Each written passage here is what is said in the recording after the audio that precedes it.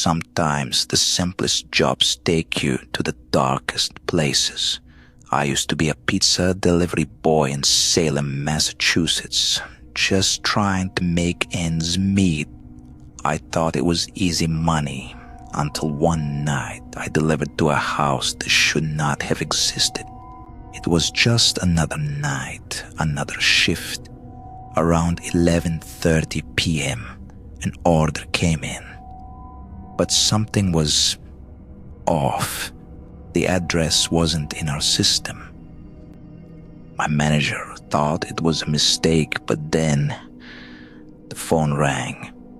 A voice, quiet and hoarse, asked why the order hadn't gone out yet. I started driving, but as I got closer, my GPS freaked out. The location was deep into the woods, way off the main roads. I thought about turning around, but something about that phone call felt urgent, like someone was waiting for me. I finally arrived, and the house looked abandoned. No cars, no signs of life. But the porch light was on, and the door was slightly open. I should have turned back. I should have left. I knocked, but no one answered. Then I heard it. A whisper, faint, raspy, coming from deep inside. It said, "Come in." But I was still outside. That voice, it was inside the house already.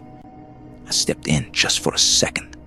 The air was freezing, and the place smelled wrong. I placed the pizza on the table and turned to leave. That's when I saw him. A man, tall, too tall, with hollow eyes. He didn't blink. He just stood there. I couldn't move. My eyes drifted to a doll and a photo on the wall. It was old, maybe from the 1950s. A family, a father, a mother, and a little girl. But then my stomach dropped. One of the faces was the man standing in front of me. He was frozen in time, untouched by age, as if death itself had overlooked him.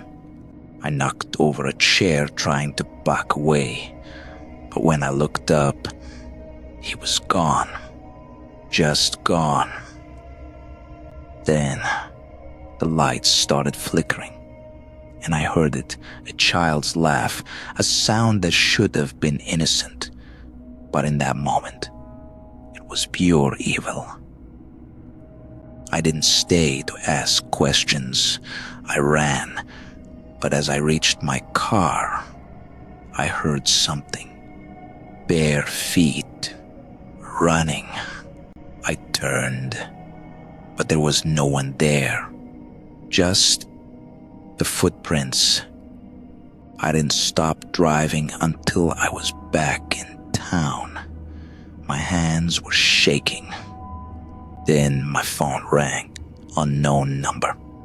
I answered, and I swear on my life, it was a little girl.